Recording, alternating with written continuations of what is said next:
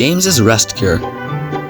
Dart the Little Works diesel had broken down, so James was chosen to do his work. He hated it. The waiting for rails to be laid and the constant back and forth runs of ballast put him in a foul mood. This was making the other engines upset, especially Gordon and Henry.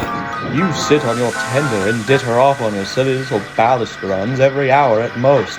I wonder if the only tiring thing about what you're doing is your constant complaining. Now, if you were pulling the express on one of Henry's goods trains, you would have a real reason to be whining. Whining? It's gruesome. All the back and forth and waiting. It sounds like a vacation to me. Well, I could use a vacation from you, that's for damn sure. As James was seething, Edward puffed in. He had heard all and had an idea.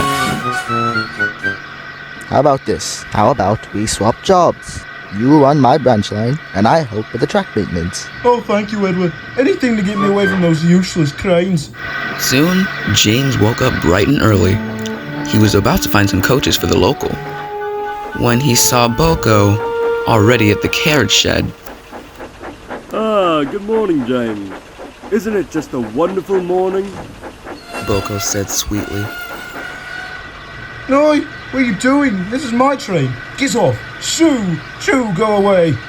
Edward and I take turns with the morning local, and since it's Edward's turn today, you're taking the slow goods, I suppose. But that's not fair. Bad luck, James. Maybe tomorrow, then. James's happy smile soon turned into a frown. Fine. If I'm being stuck, relegated to some common shunter, then I'll show Boko how real engines shunt. Soon James was angrily shunting together the goods train. While every engine knows to treat trucks fairly, James was too cross to remember this rule. He took his time too, biffing and bashing the trucks slowly into place. It was a long time before James shunted the brakeman onto the train, and he was finally coupled up. The trucks felt very sore. By the time James had finished shunting the goods train, he was late. He stormed into Elsbridge 10 minutes behind schedule. Toby was waiting and was very unamused. Well, I wouldn't say I'm surprised. What was keeping you? One of the trucks derailed on the points. Right. Just get the stone on your train. Toby soon left his stone trucks. James violently shunted them onto the train once he was out of sight. The stone trucks, who weren't used to James, were quite irritated. Is this really how he's been treating you? Mavis never treats us like that. If this is how it's gonna be, I'd say that we returned the favor.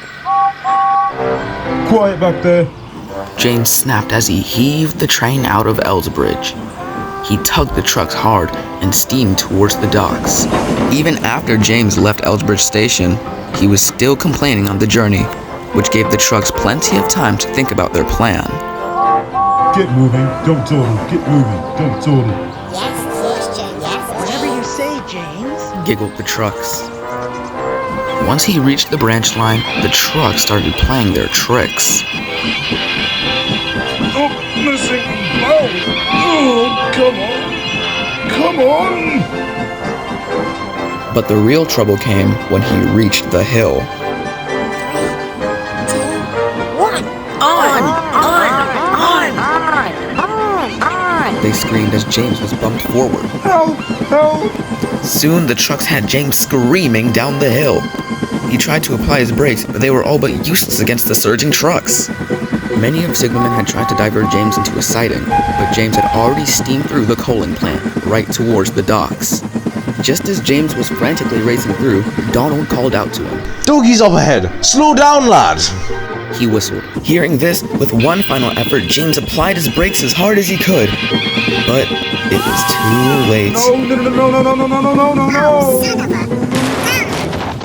Luckily, no one was hurt.